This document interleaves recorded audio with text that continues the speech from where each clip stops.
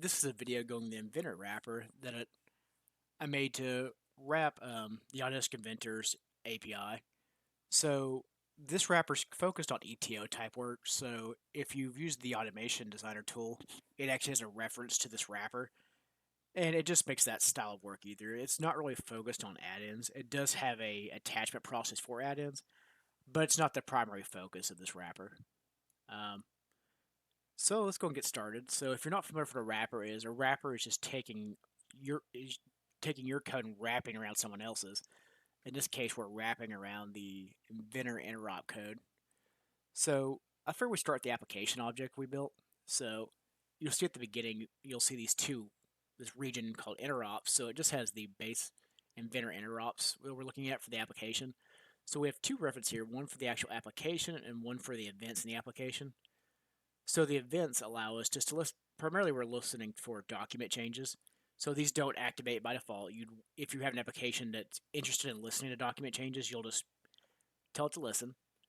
And if you're, as soon as you're done, just make sure you call stop listening because you will memory leaks if you don't take care of that.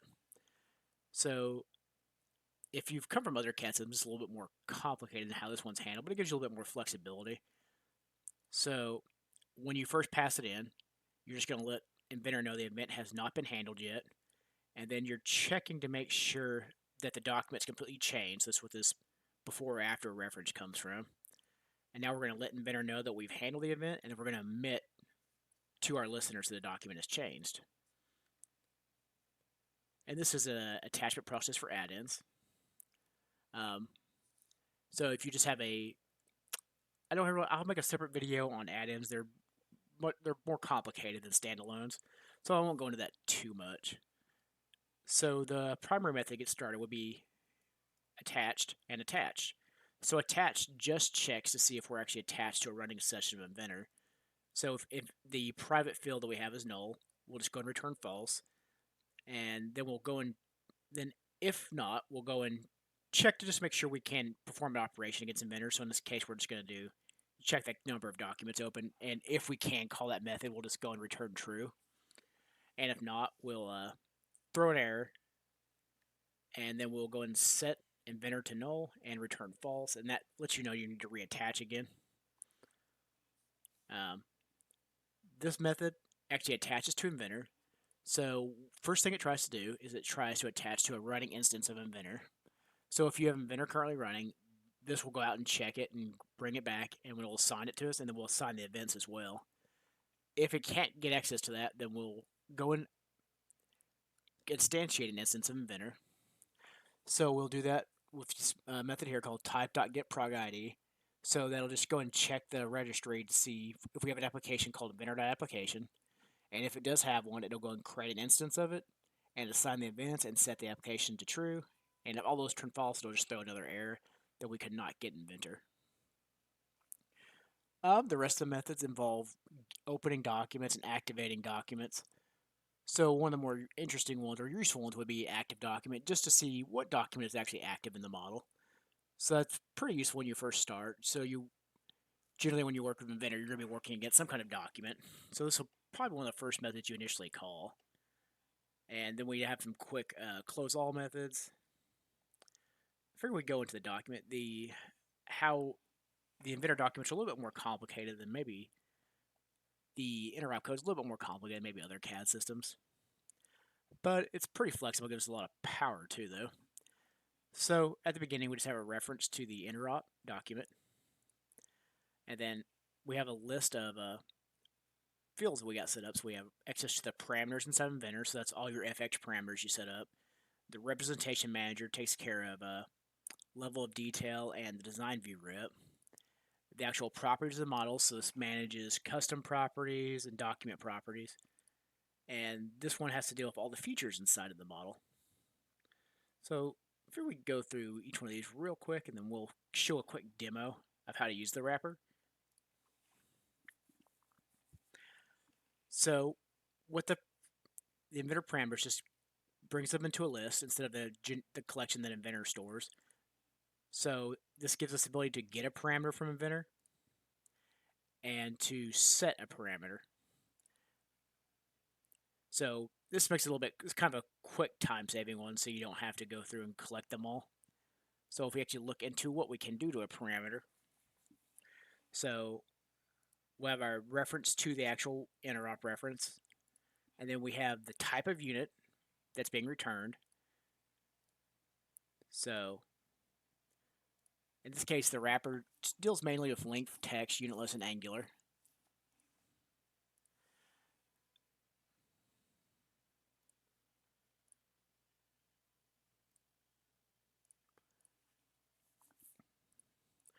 And then depending on what type of units, we'll have length units set up and angular units set up. So in length units, the wrapper is probably considered the primary ones, involving inch, meters, millimeters, and centimeters. Perhaps in the future we'll add support for more. And then we have angular units. So this time we're just considered with degrees and radians for now. So the actual name of the parameter, the value of it. So all values are stored as dynamics. So this is a secondary method we have here that will actually convert it to a base type for you. So when you do get a value from Inventor directly, Inventor's base unit is centimeter. So no matter what type you actually have set in your model, the APIs will return centimeters.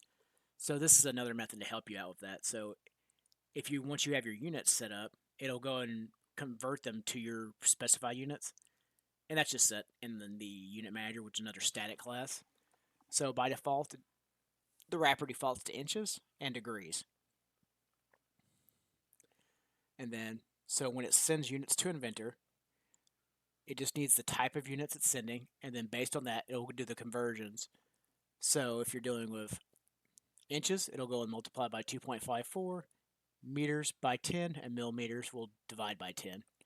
And angular units will just, so when your units to Inventor, if we're sending degrees, we need to convert those degrees into radians, and if you're sending radians, we can just send those directly to Inventor. And if it's a unitless text parameter, we can send it directly to. So from, we have to reverse the process. So when we're getting units from Inventor, if we're expecting inches, we need to divide by 2.54. For meters, we need to divide by 10. And for millimeters, we need to multiply by 10. And any other values, we can turn the default. And in case of returning degrees, Inventor will always return radians. So it'll take if we're expecting degree units, we're going to have to convert the radians over to degrees.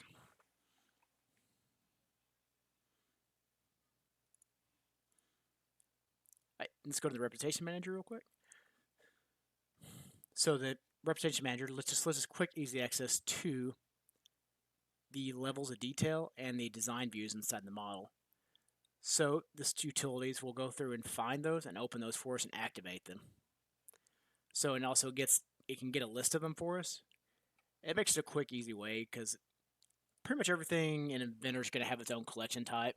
So one thing I found useful is to have everything set up to return standard .NET list just to make them easier to work with.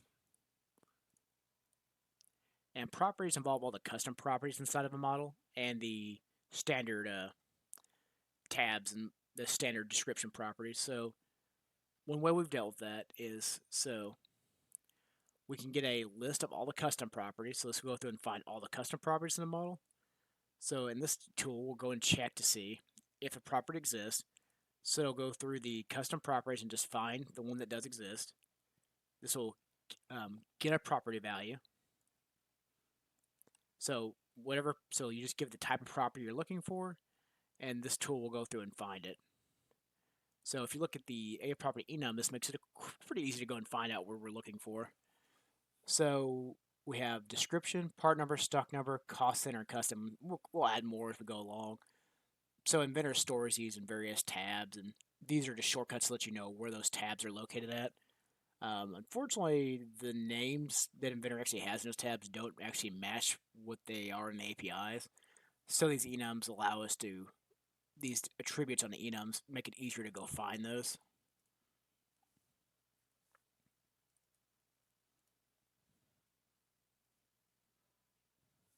And Inventor features just involve faces, edges, and it just creates collections of those. And then we have some more methods that involve getting the name, the file name, checks if it's an assembly doc, a part document, or a drawing document. Um, this is a nice helper method that gets all the parameters from a document without us actually having to cast it to a part.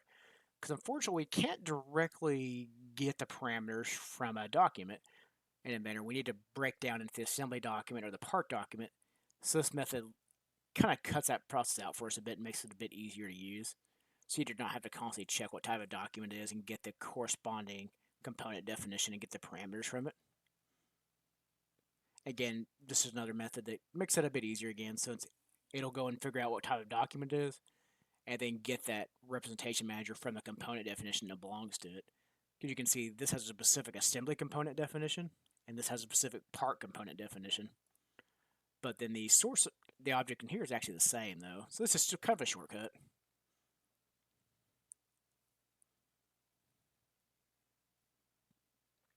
And these are some tools just to quickly create, to get the assembly document and to get the part document. So it does the casting and creates a new document for us. We have some save methods, close methods, update methods, and setting the status of features, specifically their suppressed or non-suppressed status. And there's some tools for selecting, so it's useful if you need to select something in the model to show a user what you're doing. So I thought we'd create a quick Windows format to kind of show you how to use this tool. So let's go and get started with that. Let's go and close the solution. So we're gonna create a new project. So we're gonna do a Windows format, and make sure we actually select .NET Framework, not .NET Core.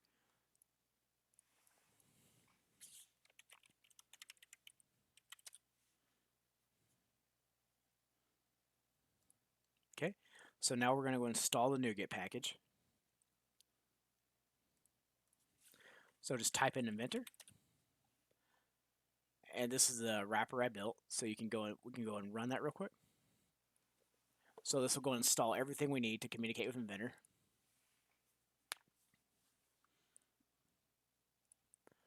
Okay, so let's go and get started now. So we're going to view the code. So in our constructor, we'll just go and say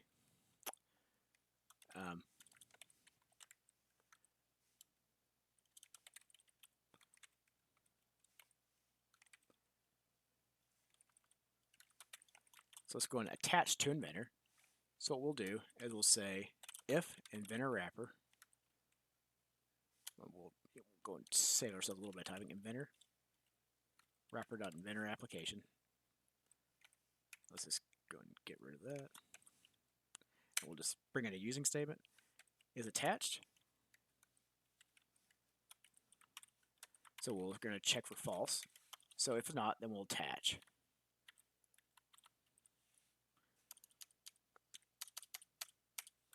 Okay, let's go ahead and run that real quick.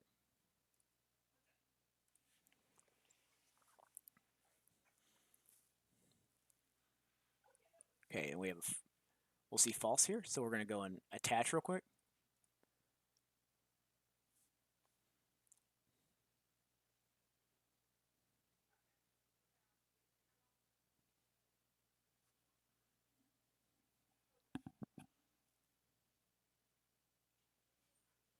So this will take a little bit to run because right now we don't have a running session of Inventor open.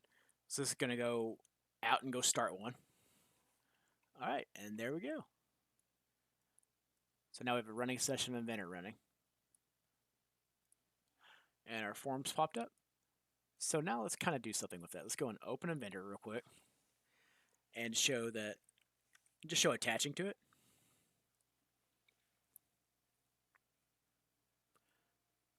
So what we'll do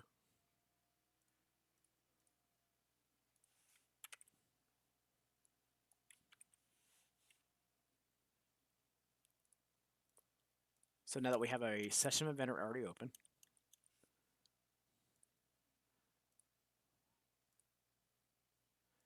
so we can already see that we're attached is false, and we'll attach. All right, now our form's open and we're attached. So let's go ahead and do something now. So let's say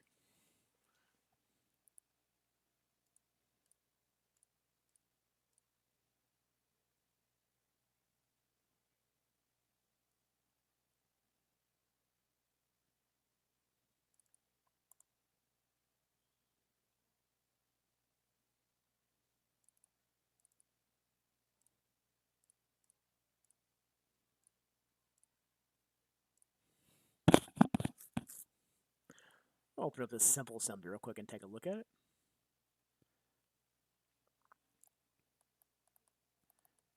Alright, so what we're going to do is say, we'll just go another quick if Inventor, if Inventor wrapper,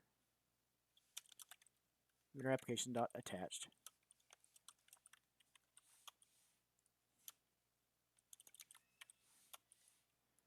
We'll just assume we're attached here. It's probably a good idea to check a little bit more than you would expect, just because Inventor can be a little unstable and can crash at times. So it's good if you have long-running code to have periodic checks, or add some try-catching mechanisms to go back and reattach.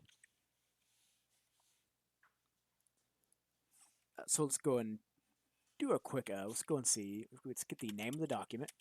So what we're going to say is var name equals inventor application dot active document dot name. So let's go ahead and run that through real quick.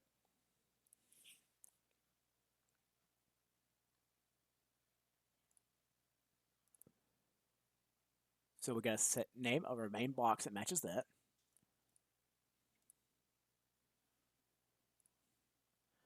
And then now let's go and get the name of all its children. So we'll say var children.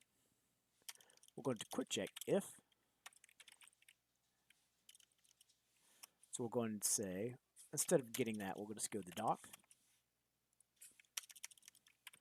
And we'll say if doc dot is assembly doc. And we'll say var children equal doc dot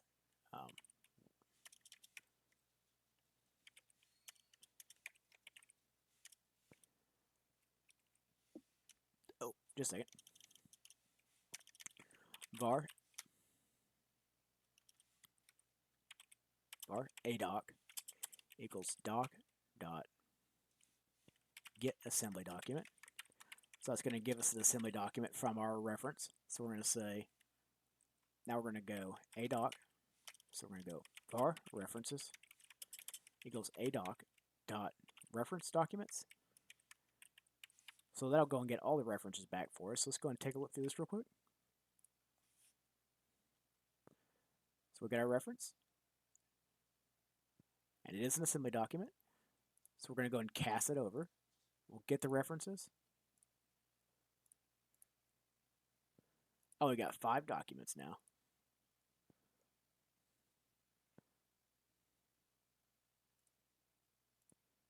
Yeah, kind of a quick and easy way to go about getting that.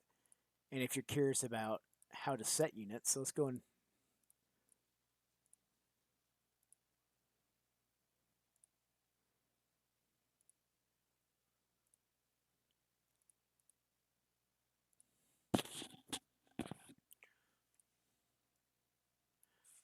so if you wanted to modify the unit, so we're going to get the var active document. So we're going to say doc.parameters.setParameter.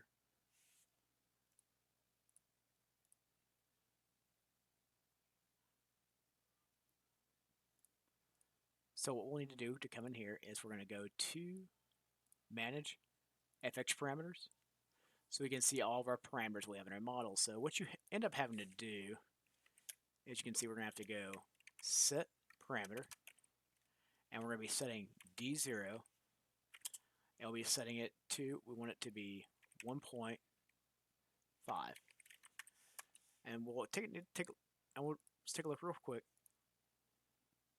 and see we're referencing it like that. So we're going to need to send our units to Inventor. So just a second, so we're going to go unit manager.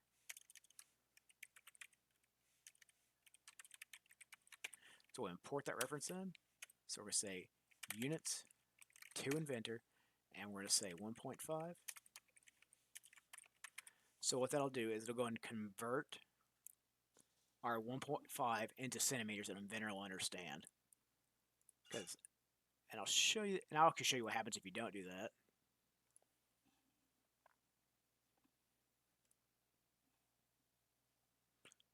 Okay, and now if we look at our parameters, we're at 1.5, and you'll probably need to do a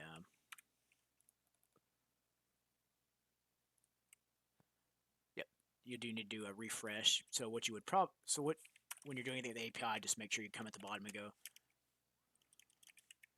doc dot update, and that'll cause the document to update at the end of the run. So if you don't actually set these units, it'll come out really weird, and you'll see that real quick.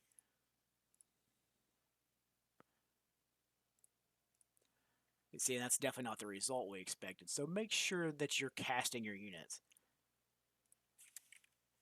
to what you expect. So even if you don't use the built-in tools that I've added, it's something you just need to take in consideration when you're doing any automation against any CAD system.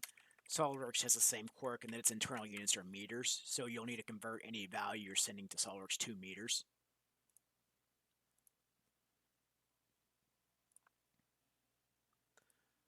Alright, that's all I wanted to cover in this video. If you guys have any questions, let me know. I really appreciate everybody's interest in the tool, and thanks for watching.